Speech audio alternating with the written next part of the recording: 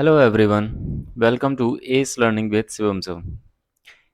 इस सेशन में हम करेंगे भारतीय राजनीति। भारतीय राजनीति जिसको हम इंग्लिश में बोलते हैं इंडियन पॉलिटी। और ये हमारी जितने भी एग्जामिनेशंस होते हैं यूपीएससी के लेवल से भी ये इम्पोर्टेंट होगी। साथ ही एसएससी के जो भी एग्ज़ाम्स होते हैं, स्टेट के जो भी एग्ज़ाम्स होते हैं जिसमें जीएस आती है उसके लिए इम्पोर्टेंट होगा। इसके अलावा अगर बात करें डिफेंस, यानी कि कह सकते हैं जितने भी एग्ज़ाम्स होते हैं उन सभी के लिए इंडियन पॉलिटी जिन जिन एग्ज़ाम्स में पूछी जाती है उन सब के लिए ये इम्पोर्टेंट होने वाला है, क्योंकि इसमें हम कवर करेंगे ज़्यादा से ज़्यादा, जितना ज़्यादा इम्पोर्टेंट हो सकेगा जो भी आपके एग्ज़ाम पॉइंट ऑफ व्यू से जितना भी डीप हम ले जा सकते हैं, जितना आपके लिए ज़रूरी है उतना इसको हम कंप्लीट करेंगे। तो आइए इस सेशन में हम तैयार करते हैं, पढ़ते हैं अपनी राजनीति, भारतीय राजनीति के बारे में। तो ये है हमारा कॉन्स्टिट्यूशन ऑफ इंडिया। भारत का संवैधानिक विकास का मतलब ये है कि जब भी हम इंडियन पॉलिटी की बात करते हैं या फिर जब भी कॉन्स्टिट्यूशन बनाने की बात करते हैं, तो कॉन्स्टिट्यूशन ऐसा नहीं था कि इंडिया आज़ाद होता है 1947 में और 1947 के बाद में हमने तुरंत के तुरंत ये सोचा कि हम अपना कॉन्स्टिट्यूशन तैयार करते हैं, उससे हमारी राज्य व्यवस्था चलेगी। ऐसा नहीं था। जो भी भारतीय जो भी विकास हुआ है हमारे कॉन्स्टिट्यूशन में, हमारे संविधान का, वो अचानक से नहीं हुआ। उसका एक पूरा बैकग्राउंड है। तो उसी बैकग्राउंड को जो शुरुआत होती है वो होती है, जो हम टॉपिक लेते हैं वो हमारा पहला टॉपिक बनता है उसकी शुरुआत से, भारत का संवैधानिक विकास। ये दो चरणों में बटा हुआ है। चरण फर्स्ट अगर बोलेंगे तो कंपनी शासन, जहां पर 1373 से पूरी तरीके से एडमिनिस्ट्रेशन यानी कि प्रशासनिक जो था वो पूरी तरीके से कंपनी ने अपने हाथों में ले लिया था। तो उन जो कंपनी का रूल चलता है, जो कंपनी का शासन चलता है, वो 1773 से लेकर 1857 तक चलता है।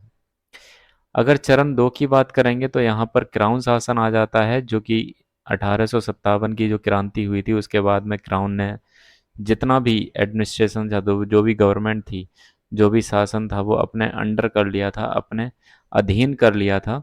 तो वहीं से शुरू हो जाता है दूसरा चरण इंडियन पॉलिटी का, या फिर भारतीय जो भी विकास हुआ है, संवैधानिक विकास हुआ है उसका। 1858 से लेकर जब तक हमारा भारत आज़ाद नहीं होता है तब तक ये चरण दो चलता है। भारत में अगर सबसे पहले हम बात करते हैं, भारत में सबसे पहले जो यूरोपियंस आने की जो शुरुआत होती है वो कब होती है? 1599। और 1599 के टाइम पर अगर हम इंडिया में, भारत में देखें तो उस टाइम पर जो शासन चल रहा था वो शासन चल रहा था मुगलों का। मुगल में भी अकबर उस टाइम पर हुआ करते थे इंडिया में सुल्तान। तो उन्हीं के टाइम पर जॉन मिल्डे हॉल और रॉल्फ फिच, ये दो ब्रिटिशर्स इंडिया में आते हैं, भारत में आते हैं, और यहाँ की जो व्यवस्था थी उसको देखते हैं। यहाँ की जो रिचनेस थी, यानी कि जो यहाँ पर जो धन था या धन को जो प्राप्त किया जा सकता था, जो उनके लिए अवसर थे, वो उन अवसर को देखकर ये यहाँ के लिए आने के लिए ललायत हो जाते हैं। ये वापस जाते हैं ब्रिटेन में और वहाँ पर जाकर एक संगठन तैयार करते हैं जिसको बोला जाता है व्यापारी साहसी संगठन।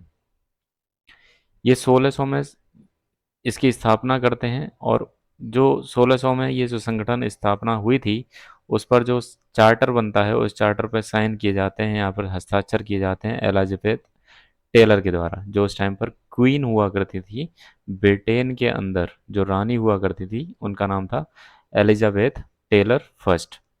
उनके द्वारा 15 वर्षों के लिए पूरी तरीके से इनको एकाधिकार दिया जाता। 31 दिसंबर, यहाँ पर कुछ प्रिंटिंग मिस्टेक है, 31 दिसंबर 1600 यानी कि 1600 में, 31 दिसंबर 1600 को एक हस्ताक्षरित किया जाता है लंदन के अंदर, और इसमें 217 सदस्यों की भागीदारी उस टाइम पर हुआ करती थी, ये जो संगठन था। इसमें जो पूरा खर्चा आता है इस संगठन को बनाने के लिए वो 30,133 पाउंड का खर्चा आता है। यहीं से शुरुआत हो जाती है ब्रिटिश ईस्ट इंडिया कंपनी, क्योंकि इसको जो मोनोपोली दिया जाता तो इसको जो एकाधिकार दिया गया था 15 सालों के लिए, तो वो एकाधिकार दिया गया था जितने भी ब्रिटेन से जितने भी ईस्ट पूर्वी साइड जितने भी देश पड़ते हैं वहाँ पर जो इनको ट्रेड करना था, व्यापार करना था, उसका एकाधिकार मिल जाता है। भारत में पहली फैक्ट्री जो लगती है वो सूरत में लगती है। कब? 1613 के टाइम पर। 3 अध्यक्षताएं बनाई जाती हैं जब सूरत में इनकी फैक्ट्री लग जाती है। उसके बाद में ये अपना रूल बढ़ाने का जो प्रशासन है उसको बढ़ाने की कोशिश करते हैं, तो वहाँ पर 3 अध्यक्षताएं बनाई जाती हैं, एक मद्रास, कलकत्ता और बॉम्बे। अध्यक्षताओं को बोलते हैं प्रेसिडेंसीज। प्रेसिडेंसीज तो 3 प्रेसिडेंसी बनती है, मद्रास, कलकत्ता और बॉम्बे। एक जो अध्यक्षता थी उसमें एक गवर्नर हुआ करता था, एक उप गवर्नर और 24 सदस्य हुआ करते थे, यानी कि कुल मिलाकर 26 सदस्य होते थे, जिसमें एक गवर्नर और एक उप गवर्नर हुआ करता था, जो सभी मिलकर एक अध्यक्ष को देखते थे। बंगाल की अगर बात करें तो बंगाल जो बनता है उस टाइम पर ये बंगाल नहीं हुआ करता था, क्योंकि जो मुगल शासन था उसमें ये जो सूबे हुआ करते थे उसमें बटा हुआ था। तो उसके जो सूबे होते थे सुत्तनाती, कलकत कलिकता, कालिकता और कालिकता के साथ में गोविंदपुर। कालीकता इसको बोला जाता था उस टाइम पर, कालीकता। तो कालिकता बाद में कलकत्ता हो जाता है, क्योंकि अंग्रेज थे तो अंग्रेज सही से नाम ले नहीं पाते हैं, इसलिए कालिकता बाद में कलकत्ता हो जाता है। तो ये 3 गांव थे, या फिर कह सकते हैं सूबे थे, जहां पर इनको राइट्स मिल जाते हैं, इनको अधिकार दिया जाता है व्यापार करने के लिए। किसको? जो ब्रिटिश ईस्ट इंडिया कंपनी थी उसको। तो जो कलकत्ता हो कालिकता होता है वहां पर ये अपना हेडक्वार्टर बनाते हैं और वही बाद में कहलाता है कलकत्ता। 1726 में एक चार्टर तैयार हुआ था, उसके अंदर गवर्नर और उसकी परिषद को अपने अध्यक्षताओं के लिए कानून बनाने की शक्ति मिली। इसका मतलब है जो गवर्नर हुआ करता था, जैसे मद्रास, कलकत्ता और जो बॉम्बे हुआ करते थे, उसके जो गवर्नर हुआ करते थे उनको ये पावर मिल जाती है, उनको ये अधिकार मिल जाता है कि अब वो अपनी अध्यक्षता के लिए कानून बना सकते हैं। 1757 में होती है प्लासी की लड़ाई, और ये प्लासी की लड़ाई का जो मेन जो लीडर था वो कौन था? Robert Clive. ये रॉबर्ट क्लाइव और सिराजुद्दौला के बीच में होती है, जिसमें सिराजुद्दौला की हार होती है। ये इस बैटल को हार जाते हैं, लॉस्ट कर जाते हैं, और इसमें जीत होती है रॉबर्ट क्लाइव की। दूसरा जो बैटल है या जो लड़ाई है वो होती है 1764 में, जिसको बोलते हैं बक्सर की लड़ाई। इसमें जो इंडियन रूलर्स थे, इंडिया के जो शासक थे, जैसे शाह आलम सेकंड जो मुगल एम्परर था उस टाइम पर, शुजाउद्दौला और मीर कासिम। शुजाउद्दौला जो बंगाल था उसका गवर्नर हुआ करता था, और मीर कासिम इसी का सैनिक अध्यक्ष हुआ करता था।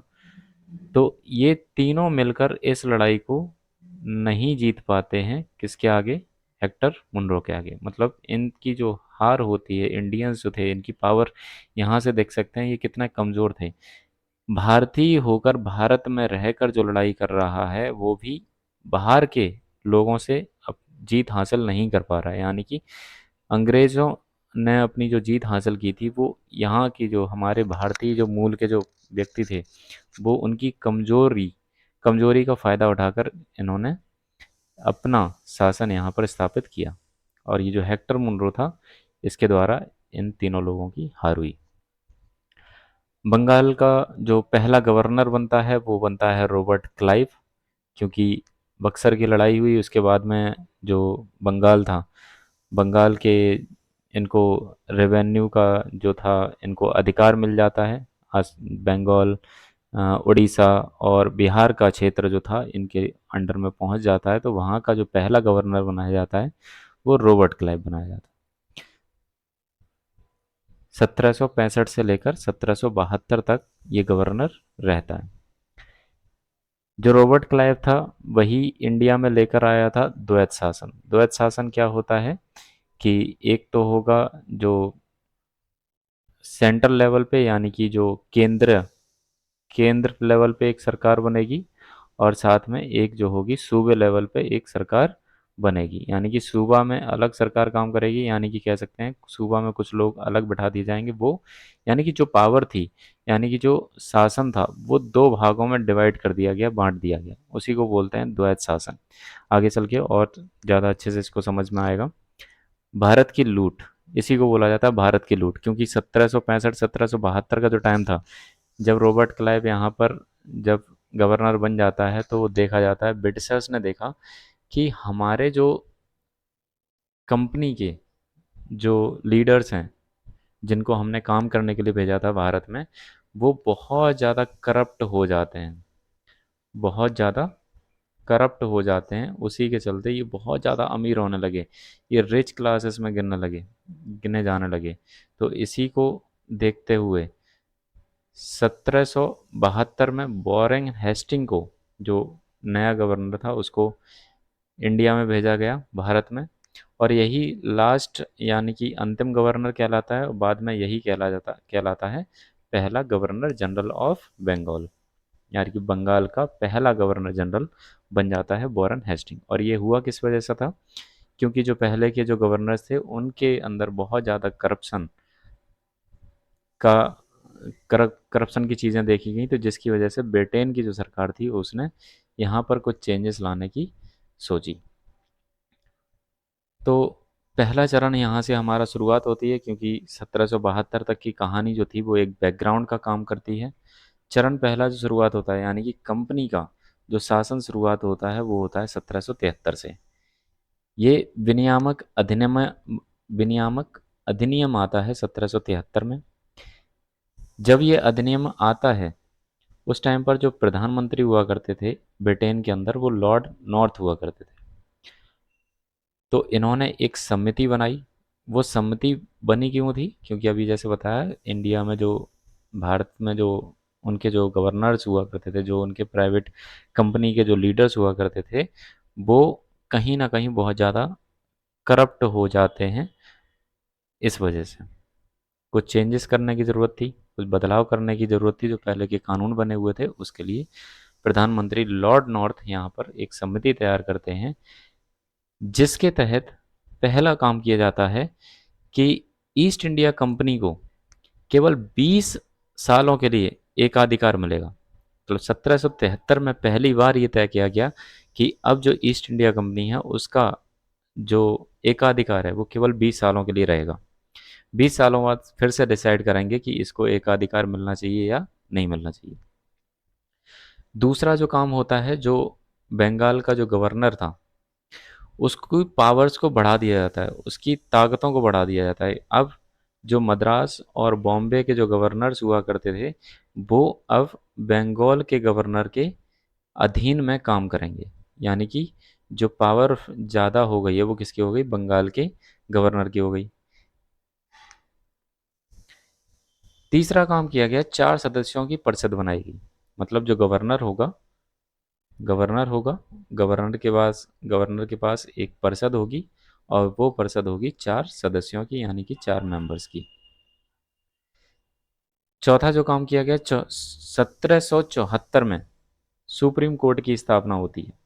पहला जो सुप्रीम कोर्ट बनता है वो कहाँ पर बनता है, बंगाल में बनता है। और कब शुरुआत हुई थी, 1774 में।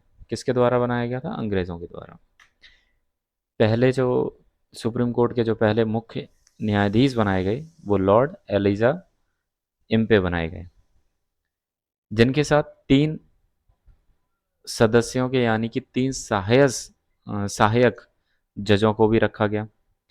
जो चीफ जस्टिस थे वो लॉर्ड एलिजा इम्पे, उसके साथ में 3 जजेस और अपॉइंट किए गए, जिसको बोला गया Lord hide, Lord chambers and Lord लिमेस्टर। 1773 के कानून में पांचवा जो बदलाव किया गया, कंपनी के कर्मचारियों को, ये साफ साफ बोल दिया गया कि आप अब निजी व्यापार और स्थानीय लोगों से जो गिफ्ट लिया करते थे या फिर जो उपहार लिया करते थे उसको अब नहीं ले सकते, यानी कि निजी व्यापार में अब लिप्त नहीं हो सकते। साथ ही जो भी आप अभी तक उपहार लेते थे उनको लेने से साफ साफ मना कर दिया गया। होता क्या था कि 1773 से पहले जो कंपनी के जो लीडर्स हुआ करते थे या फिर जो मैनेजर हुआ करते थे या फिर जो गवर्नर हुआ करता था, वो यहाँ पर आकर करप्शन करते थे, अपने निजी व्यापार चालू कर लेते थे या फिर नहीं भी करते थे तो जो करप्शन होता था कंपनी से, ब्रिटेन में वो शो करते थे कि हमें क्या हुआ है, हमें ना जो प्राइवेट यानी कि निजी व्यापार जो किया है उससे फ़ायदा हुआ है, या फिर ये बता देते थे कि यहाँ के जो निज स्थानीय लोग हैं उनके द्वारा ये गिफ्ट दिए गए हैं, तो ये कंपनी से बाहर हो गया, कंपनी से बाहर हो गया यानी कि वहाँ पर उनके लिए कोई करप्शन का प्रावधान नहीं लग पाएगा, इसीलिए ये पूरी तरीके से बंद कर दिया जाता है 1773 के कानून में। होता क्या था कि जो पहले गवर्नर था लॉर्ड क्लाइव को देखा गया बहुत ज़्यादा ये अमीर हो गया, तो इसीलिए उसको वापस भी बुला लिया जाता है। फिर अब जो गवर्नर आया है 1772 में, हेस्टिंग्स, वॉरेन हेस्टिंग्स, जो पहला गवर्नर जनरल ऑफ बंगाल भी कहलाएगा। 1781 में एक बंदोबस्ती अधिनियम आता है। बंदोबस्ती अधिनियम आता है जो 1773 का कानून आया था उसी में कुछ बदलाव करने के लिए बंदोबस्ती कानून अधिनियम आया था। इस अधिनियम के अनुसार जो विनियामक अधिनियम था उसमें कुछ सुधार किए गए। कलकत्ता सरकार को उड़ीसा और बिहार को नियंत्रित करने का अधिकार मिला। मतलब अब जो 1781 में जो बंदोबस्ती अधिनियम आया है इसके तहत कलकत्ता की सरकार को बोला गया कि उड़ीसा और बिहार को जो नियंत्रित करना है यानी कि जो अपने अंडर करना है उसको कंट्रोल करना है, वो भी उसकी पावर किसके पास होगी, कलकत्ता के पास होगी, कलकत्ता के गवर्नर के पास होगी। वॉरेन हेस्टिंग्स ने नंद कुमार, ये क्या है कि जो जैसे वॉरेन हेस्टिंग्स जो पहला गवर्नर बना उसकी दोस्ती जो थी वो इम्पे के साथ, जो चीफ जस्टिस हुआ करता था सुप्रीम कोर्ट का, उसके साथ दोस्ती हो जाती, तो उसकी अपनी दोस्ती का गलत फ़ायदा उठाकर जो नंद कुमार हुआ करता था एक बिजनेसमैन, उसको मृत्यु दंड दिलवा देता है। तो ये खबर पहुंचती है ब्रिटेन में। इस खबर से ब्रिटेन के लोग बहुत ही ज़्यादा परेशान हो जाते हैं। वो सोचते हैं कि गवर्नर की पावर बढ़ाई गई थी ताकि कंपनी को अच्छी तरीके से प्रशासनिक तरीके से उसको चलाया जा सके, लेकिन यहाँ तो उनके गवर्नर ही दुरुपयोग कर रहे हैं उन कानूनों का, इसीलिए अब कुछ चेंजेस किए जाएंगे, कुछ बदलाव किए जाएंगे कानून में, इसलिए 1781 का ये कानून बंदोबस्ती अधिनियम आया था। फिर आता है 1784 में एक पिट्स इंडिया अधिनियम। पिट्स इंडिया क्यों? क्योंकि उस टाइम पर जो प्रधानमंत्री बने वो पिट्स थे, तो इसीलिए उनके नाम पर ही इस अधिनियम का नाम दे दिया गया पिट्स इंडिया अधिनियम। इसमें क्योंकि 1781 के टाइम पर कुछ बदलाव किए गए थे और 1773 का जो कानून आया था उसमें गवर्नर्स की पावर्स को बढ़ाया गया था, तो गवर्नर जनरल की जो शक्तियां थीं उसको नियंत्रित करने के लिए 1784 का पिट्स इंडिया अधिनियम आया था। इस अधिनियम के तहत जो पहला काम किया गया वो किया गया, व्यापार और प्रशासन को अलग अलग कर दिया गया। मतलब पहले जो कंपनी थी वही पूरा प्रशासन और व्यापार देखती थी, लेकिन जो पिट्स इंडिया एक्ट आता है उसमें साफ साफ बोल दिया गया कि अब कंपनी के लिए व्यापार अलग होगा और प्रशासन अलग होगा। दूसरा, लंदन में 6 सदस्यों के एक नियंत्रण बोर्ड स्थापित किया गया। मतलब ये जो नियंत्रण बोर्ड होगा इसमें 6 सदस्य होंगे और ये 6 सदस्यों की जो समिति होगी वो बैठेगी कहाँ, लंदन में बैठेगी। मतलब इंडिया में, भारत में ये व्यापार चल रहा है, कंपनी काम कर रही है, लेकिन उसको नियंत्रण करने के लिए एक नियंत्रण बोर्ड बनाया गया और उसके जो सदस्य होंगे वो कहाँ बैठेंगे, लंदन में बैठेंगे। और ये सदस्य का काम क्या होगा, जो भी भारत में कंपनी जिस तरीके से खर्चा चल रही है, जिस तरीके से कंपनी का प्रॉफिट हो रहा है, ट्रेड चल रहा है, व्यापार चल रहा है, उस सब का लेखा जोखा पहुंचाया जाएगा कहाँ पर? लंदन में, इन 6 सदस्यों के पास। तीसरा, इंग्लैंड में ईस्ट इंडिया कंपनी के कर्मचारियों के मामलों के लिए एक न्यायालय स्थापित किया गया। न्यायालय भी स्थापित किया गया। नियंत्रण बोर्ड, बोर्ड जिसको इंग्लिश में बोलते हैं बोर्ड ऑफ कंट्रोल, और एक बोलते हैं काउंसिल। एक काउंसिल तैयार की गई इंग्लैंड के अंदर, जिसको पूरी तरीके से नियंत्रण के लिए, यानी कि जो ईस्ट इंडिया कंपनी के जो कर्मचारी होंगे, उनके जो भी लेखा जोखा होगा, जो भी उनके मामले होंगे, वो सब कहाँ देखे जाएंगे? इंग्लैंड में देखे जाएंगे। और कौन से न्यायालय के तहत देखे जाएंगे? ये जो ब्रिटेन में स्थापित किया गया है उसके उसके अधीन। एक कार्यपालिका और न्यायपालिका को भी अलग कर दिया गया। पहले क्या था कि जो गवर्नर हुआ करता था वही न्यायपालिका देखता था और वही कार्यपालिका देखता था। कार्यपालिका और न्यायपालिका में अंतर क्या होता है? न्यायपालिका वो होती है जो न्याय सुनाती है, जो न्याय करती है, यानी कि जो सजा या फिर कानूनों का प्रावधान सही चल रहा है, कानून सही से फॉलो हो रहे हैं या नहीं हो रहे हैं, उसको देखती है। कार्यपालिका का काम होता है कानूनों को बनाना, कानूनों को बनाना। तो कानून बनाने और उस पर न्याय देने का जो काम था वो पहले एक ही पर्सन के पास हुआ करता था, अब उसको अलग अलग कर दिया गया। कब? 1784 के पिट्स इंडिया अधिनियम के तहत। 1785 में वॉरेन हेस्टिंग्स पर महाभियोग चलाया गया। महाभियोग क्या होता है? जैसे हमारे यहाँ जो राष्ट्रपति होते हैं, भारत में जो राष्ट्रपति होते हैं, उनको अगर उनके पद से हटाना है तो उसके लिए महाभियोग लाना पड़ता है, जो कि पास होगा राज्यसभा में और लोकसभा में। जब वो पास हो जाएगा तब राष्ट्रपति को हटाया जा सकता है। मतलब राष्ट्रपति को अपने पद से हटाने के लिए महाभियोग ही एक मात्र रास्ता है। वैसे ही वॉरेन हेस्टिंग यानी कि जो गवर्नर जनरल होता था, उसको हटाने के लिए पहला एकमात्र गवर्नर जनरल ऐसा था जिसके लिए महाभियोग लागू हुआ था, यानी कि जो महाभियोग है वो चलाया गया था। एकमात्र गवर्नर जनरल 1785 में वॉरेन हेस्टिंग के लिए केवल गवर्नर जनरल है। फिर 1786 का अधिनियम जो आता है उसमें लॉर्ड कॉर्नवालिस आता है। Lord Cornwallis Lord Cornwallis Cornwallis जो इंडिया में आता है, भारत में आता है, उसके लिए उसने कुछ शर्तें रखी थी। जैसे 1786 से पहले आपको पता होगा कि अमेरिका में आज़ादी की लड़ाई लड़ी गई। संयुक्त राज्य में, संयुक्त राष्ट्र में, संयुक्त राज्य अमेरिका में एक आज़ादी की लड़ाई लड़ी गई, जो कि उस टाइम पर ब्रिटेन की तरफ से जो गवर्नर जनरल हुआ करता था वो लॉर्ड कॉर्नवालिस हुआ करता था। तो क्योंकि वहाँ पर पूरी तरीके से उसको छूट नहीं थी, उसकी शक्तियों को पूरी तरीके से वो अपनी इस्तेमाल नहीं कर सकता था, इसलिए उसे लगता है कि मैं जो है जंग हार गया अमेरिका के अंदर। तो इसीलिए 1786 में जब लॉर्ड कॉर्नवालिस को अपॉइंट किया जाता है, भेजा जाता है इंडिया के लिए, तो वो कुछ शर्तें रखता है कि उन्हीं शर्तों पर वो इंडिया में, यानी कि भारत में गवर्नर जनरल बनने के लिए जाएगा। तो जब लॉर्ड कॉर्नवालिस इंडिया में आता है, भारत में आता है, तो सबसे पहला वो काम करता है कि आईसीएस की स्थापना करता है। इसीलिए इसको बोलते हैं father of ICS, Indian civil service. ICS का मतलब है इंडियन सिविल सर्विस। तो इसका जो जनक है इंडिया के अंदर वो माना जाता है लॉर्ड कॉर्नवालिस को, फादर ऑफ आईसीएस। बंगाल का गवर्नर जनरल भारत में ब्रिटिश सेना का मुख्य कमांडर अधिकारी बन गया। इसका मतलब क्या है?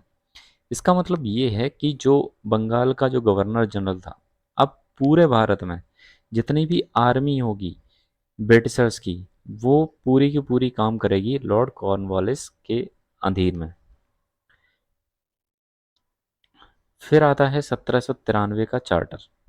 और ये जो अगर हम देखना चाहें तो लॉर्ड कॉर्नवालिस केवल आईसीएस लेकर नहीं आया था, इसने पुलिस रिफॉर्म्स भी किए थे। पुलिस रिफॉर्म्स भी किए थे। परमानेंट सेटलमेंट भी इसी टाइम पर इसने बहुत तेज़ी से लागू किया था। 1793 का चार्टर अधिनियम, जैसे कि 1700 पहला जो अधिनियम आया था वो आया था 1773 में। तो उस अधिनियम में बोला गया था कि ब्रिटिश ईस्ट इंडिया जो कंपनी है उसको एकाधिकार दिए जा रहे हैं 20 सालों के लिए। तो 1793 में जो चार्टर अधिनियम आता है इसमें 20 सालों के लिए उसका टाइम पीरियड और ज़्यादा बढ़ा दिया जाता है, समय काल बढ़ा दिया जाता है ईस्ट इंडिया कंपनी का। नियंत्रण बोर्ड का जो पहले वेतन था वो आता था ब्रिटिश से, ब्रिटेन से आता था। लेकिन 1793 में बोल दिया गया कि अब जो नियंत्रण बोर्ड का, बोर्ड ऑफ कंट्रोल का जो सदस्य होंगे उसका जो वेतन होगा वो भारतीय राजस्व से लिया जाएगा। मतलब भारत में जितनी भी कमाई होती है, यहाँ के लोगों से जो भी कमाई होती है वो उसी भत्ते में से उनको भत्ते या फिर वेतन दिया जाएगा उसी राजस्व में से। तीसरा काम किया गया कि यहाँ पर लिखित कानूनों द्वारा शासन का प्रावधान शुरू किया गया। पहली बार ऐसा होता है इंडिया के अंदर, भारत के अंदर, कि अब जो शासन चलेगा वो लिखित प्रावधानों के अंतर्गत चलेगा। कानूनों की व्याख्या जो करने का अधिकार, जैसे अभी भी हमारे यहाँ जो हाई कोर्ट होता है, तो हाई कोर्ट से नीचे जो बेंच होती है उनके कानूनों को पलटने का एपेलेट जो अधिकार होता है वो हाई कोर्ट के पास होता है। और हाई कोर्ट से ऊपर बैठता है सुप्रीम कोर्ट। यानी कि भारत में अगर इंटरप्रेटेड जो लॉज जो होते हैं उनको समझने की, उनकी व्याख्या की अगर बात करेंगे तो वो कौन देता है? सुप्रीम कोर्ट देता है। वैसे ही 1793 में बोला गया कि अब जो कानून होंगे उनकी जो व्याख्या का जो अधिकार होगा वो किसके पास होगा? न्यायपालिका के पास होगा। 21 अप्रैल को आईसीएस की स्थापना होती है और वो आईसीएस की स्थापना करवाता कौन है? Lord Cornwallis. इसीलिए इसको बोलते हैं फादर ऑफ आईसीएस। 21 अप्रैल 1793। राजस्व बोर्ड और राजस्व पुलिस भी शुरू की गई। अच्छा, ये जो लॉर्ड कॉर्नवालिस था, जैसे मैंने बोला कि पुलिस रिफॉर्म भी करता है, तो राजस्व पुलिस शुरू की गई और राजस्व बोर्ड भी शुरुआत करता है। कौन? Lord Cornwallis. इतना याद रखना। 1813 में 1813 का जो चार्टर अधिनियम आता है उसके तहत मशीनरियों को आगमन का अधिकार दे दिया गया। मतलब पहले जो क्रिश्चियन मिशनरी हुआ करते थे उनको ये अधिकार नहीं दिया गया था। अधिकार का मतलब इंडिया में आके वो क्रिश्चियनिटी को बढ़ावा नहीं दे सकते थे। पहले ये अधिकार नहीं था। लेकिन 1813 में जो चार्टर आता है उसके उस अधिनियम के तहत बोल दिया गया कि अब जो क्रिश्चियन लोग हैं, अब जो ईसाई लोग हैं वो अपना प्रचार प्रसार कर सकते हैं भारत के अंदर। दूसरा, भारत में जो शैक्षिक विकास था यानी कि एजुकेशनल जो डेवलपमेंट था, एजुकेशनल डेवलपमेंट करने के लिए बोला गया कि अब हर साल 1 लाख रुपए की धनराशि दी जाएगी ताकि भारत में शैक्षिक विकास किया जा सके। तीसरा, जो ईस्ट इंडिया कंपनी थी उसकी जो एकाधिकार था उसको वापस ले लिया गया। लेकिन चाय और चीन के व्यापार को छोड़कर, मतलब जितना भी व्यापार अभी तक ईस्ट इंडिया कंपनी करती थी उस सभी में से उस सबके एकाधिकार को वापस ले लिया गया। केवल छोड़कर किसको? टी का व्यापार यानी कि चाय का व्यापार और चाइना के साथ जो व्यापार चल करता था ईस्ट इंडिया जो कंपनी करती थी उसको छोड़कर। मतलब अभी जो एकाधिकार है वो अब वो चाय के ऊपर है और चाइना के साथ अधिक व्यापार के ऊपर। उसके अलावा जो भी व्यापार का अधिकार था वो सारे वापस ले लिए जाते हैं। फिर आता है 1833 का चार्टर अधिनियम। इसके तहत कंपनी को जो 20 वर्ष का जो एक्सटेंशन मिला हुआ था, जो एक का अधिकार मिला हुआ था, वो पूरी तरीके से ख़त्म हो जाता है 1833 में। यानी कि अब जो चाय और चाइना के साथ जो व्यापार था वो भी, उस व्यापार के एकाधिकार को भी इनसे वापस ले लिया जाए। एकाधिकार का मतलब क्या है कि जब ये कंपनी बनी थी तो इसको एकाधिकार दिया गया था कि मतलब ईस्ट में पूर्व पूर्वी जितने भी देश हैं उसमें जो एकाधिकार होगा, ब्रिटेन से कोई भी कंपनी अगर व्यापार कर सकती है तो वो केवल ईस्ट इंडिया कंपनी है जो कि पूर्वी देशों के साथ व्यापार कर सकती है या फिर पूर्वी देशों में व्यापार कर सकती है। लेकिन अब क्योंकि एकाधिकार वापस ले लिया गया है तो ब्रिटेन की कोई भी कंपनी भारत में आकर व्यापार कर सकती है। दूसरे देशों की बात नहीं हो रही है, केवल ब्रिटेन की जो कंपनियां हैं उनकी बात हो रही है, क्योंकि बाकी देशों पर अधिकार नहीं है ना ब्रिटेन का। ब्रिटेन का अधिकार है, ब्रिटेन तक रहेगा। कंपनी का प्रशासन फिर से केंद्रीकृत किया गया। केंद्रीकृत का मतलब ये है कि जब 1773 में हमने देखा था, तो यहाँ पर लिया जाता है द्वैत शासन। द्वैत शासन का मतलब है जो सरकार होगी वो दो पार्ट्स में डिवाइड कर दी गई। लेकिन अब जो दो पार्ट में ये जो सरकार चल रही थी, दूसरा शासन चल रहा था दो भागों में, अब उसको केवल एक जगह सेंट्रलाइज्ड कर दिया गया, केंद्रित कर दिया गया। कब? 1833 में। बंगाल का जो गवर्नर जनरल होगा, अब वो कहलाएगा क्या? पूरे भारत का गवर्नर जनरल। जो 1833 तक जो बंगाल का गवर्नर जनरल था, अब वो पूरे भारत का गवर्नर जनरल कहलाएगा, क्योंकि 1833 आते आते ब्रिटिशर्स ने लगभग लगभग पूरे भारत पर कब्जा कर लिया था, कॉलोनी बना लिया था। इसीलिए अब जो ब्रिटिशर्स का, अंग्रेजों का जो प्रशासनिक जो अधिकारी होगा, वही पूरा भारत की देखरेख करेगा। पहले भारत के जो गवर्नर जनरल बनते हैं वो बनते हैं Lord William Bentinck. Lord William Bentinck.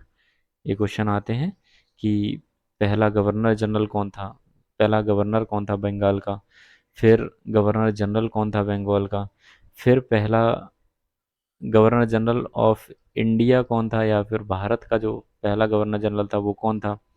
तो ऐसे करके क्वेश्चन बनते हैं। तो इसमें पहला जो गवर्नर जनरल ऑफ इंडिया बन जाएगा, भारत का पहला governor general Lord William Bentinck.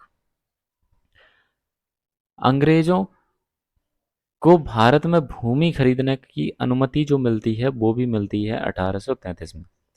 अभी तक अंग्रेजों को भारत में भूमि रहने का अधिकार था, व्यापार करने का अधिकार था, लेकिन भूमि खरीदने का अधिकार नहीं था। अब 1833 में अंग्रेज यहाँ पर आकर भूमि भी खरीद सकते हैं, व्यापार तो कर ही सकते हैं, साथ ही साथ भूमि भी खरीद सकते हैं। 1835 में एक शैक्षिक अधिनियम लाया गया, जिसके तहत बोला गया कि अब जो भारत की राजभाषा होगी, ऑफिशियल लैंग्वेज होगी भारत की, वो होगी अंग्रेजी। अंग्रेजी भारत की आधिकारिक भाषा बन गई। कब? 1835 में। फिर आता है 1853 का चार्टर अधिनियम। इसके अनुसार क्या होता है कि जो विधायिका थी और प्रशासन था, जो ईस्ट इंडिया कंपनी से अलग किया गया। मतलब अभी तक विधायिका और प्रशासन को अलग तो कर दिया गया था, लेकिन ईस्ट इंडिया कंपनी के ही तहत अधीन में ये काम करते थे। अब ईस्ट इंडिया कंपनी को इससे अलग करने की कोशिश की जाएगी। कब? 1853 के चार्टर अधिनियम से। कानून बनाने के लिए एक ऑल इंडिया लेजिस्लेटिव काउंसिल बनाई गई। मतलब अब भारत में जो भी कानून बनेगा उसके लिए एक अलग काउंसिल होगी, जिसको बोला गया ऑल इंडिया लेजिस्लेटिव काउंसिल।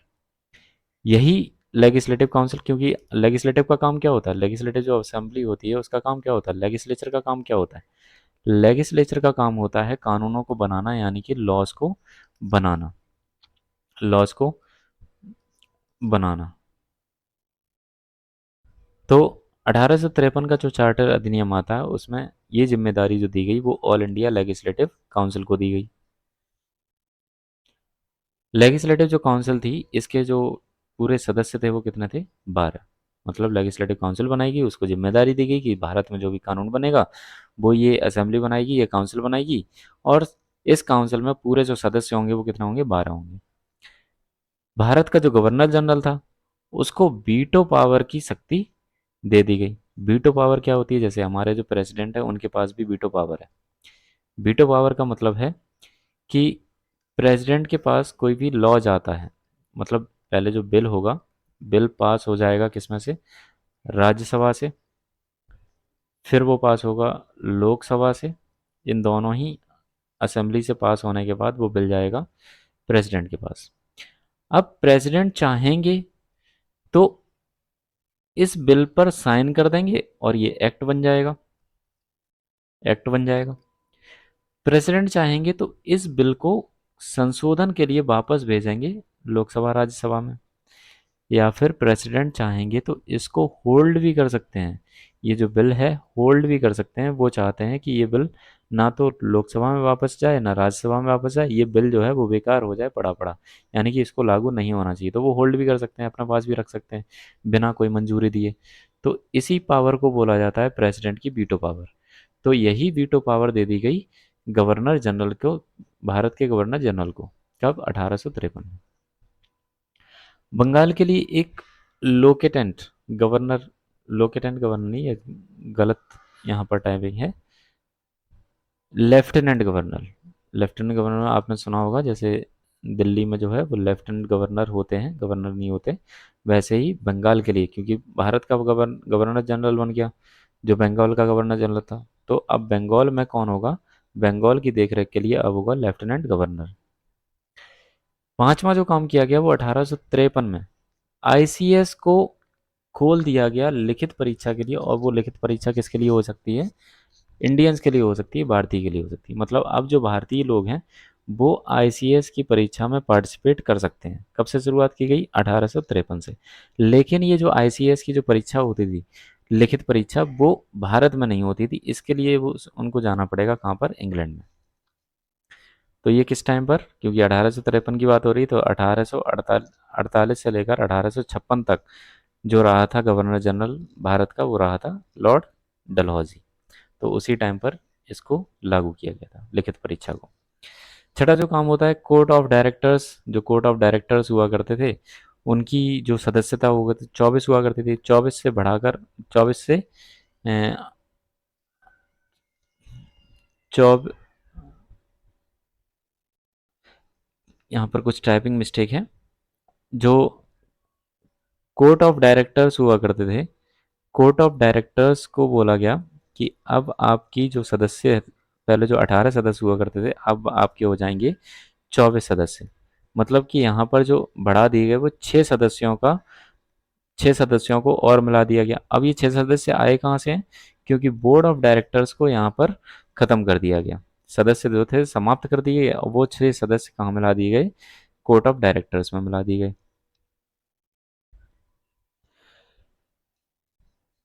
फिर आता है, क्योंकि 1853 में अधिनियम आता है, और उसी अधिनियम के तहत कुछ चेंजेस हुए थे लॉर्ड डलहौजी की जब पॉलिसीज थी, जैसे कोलैप्स, लैप्स की पॉलिसी जो थी, कि जो भी राजा होंगे उनका अगर कोई उत्तराधिकारी नहीं है तो उनकी जो प्रॉपर्टी है, उनकी जो टेरिटरी है, वो किसके पास चली जाएगी?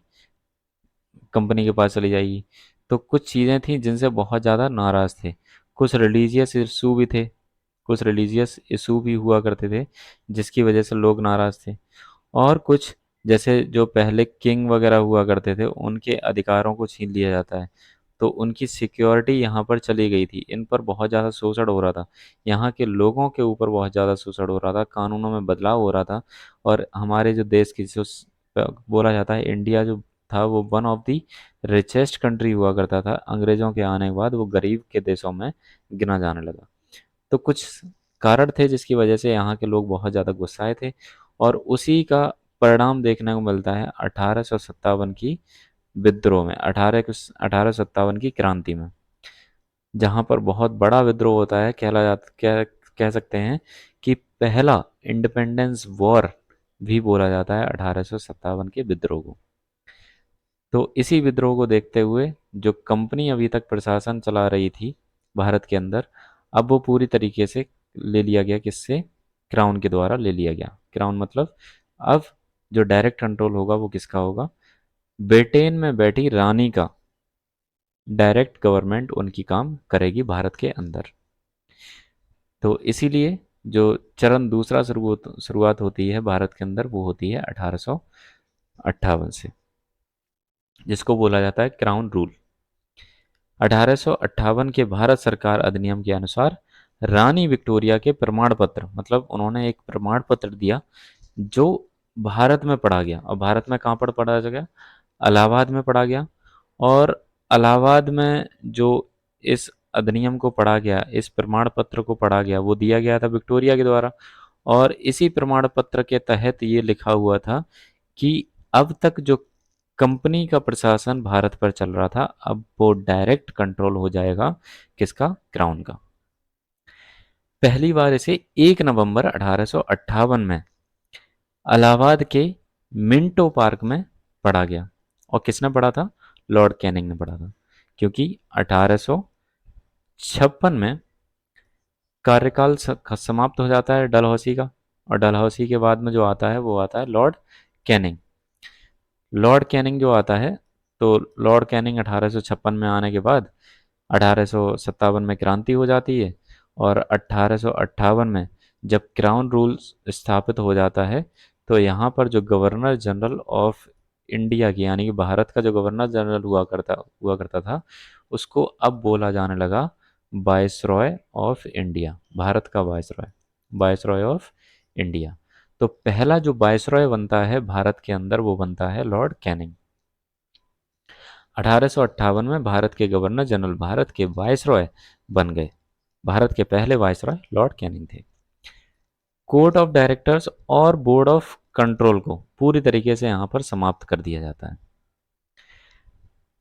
भारत के लिए नए पद की स्थापना की गई। नए पद मतलब कि जैसे अभी तक कोर्ट ऑफ डायरेक्टर चलता था और बोर्ड ऑफ कंट्रोल चलता था, उनको खत्म कर दिया गया। तो उसकी जगह पर अब नए बोर्ड लाया गया या फिर नया संगठन लाया गया, और वो संगठन जो हेड किया जाता था, यानी कि जो उसके जो अध्यक्ष बने, वो कहलाए secretary of state for India. Secretary of state for India. Secretary of state for India. और ये जो सेक्रेटरी ऑफ स्टेट होगा, वो भारत के अंदर नहीं बैठेगा, वो बैठेगा ब्रिटेन के अंदर। मतलब ये जो सेक्रेटरी ऑफ स्टेट है वो ब्रिटेन के अंदर बैठेगा, और भारत के अंदर होगा वायसरॉय। वायसरॉय भारत के अंदर जो भी गतिविधि होती है उसकी पूरी पूरी जो जानकारी है वो पहुंचाएगा किसके पास? State secretary of state for India के पास। तो ये जो सेक्रेटरी ऑफ स्टेट जो था, वो सहायता के लिए उनको सदस्य दिए गए। उसके लिए एक परिषद बनाई गई, और उस परिषद में जो सदस्य थे वो थे 15 सदस्य। यानी कि कह सकते हैं सेक्रेटरी ऑफ स्टेट की जो काउंसिल थी, उसमें जो सदस्य थे, पूरे जो सदस्य थे, जो संख्या थी उनकी, वो थी 15। अब कोर्ट ऑफ डायरेक्टर्स और बोर्ड ऑफ कंट्रोल को तो खत्म कर दिया गया। यहां पर वायसरॉय और सेक्रेटरी ऑफ स्टेट, इनकी जो काउंसिल है, इसको मिलाकर बोला गया होम गवर्नमेंट। मतलब अभी तक जो कंपनी रूल चलता था, अब उसको बोला जाने लगा पहली बार 1858 में बोला गया होम गवर्नमेंट। और ये होम गवर्नमेंट कहाँ पे चलेगी? इंडिया के अंदर चलेगी, भारत के अंदर चलेगी।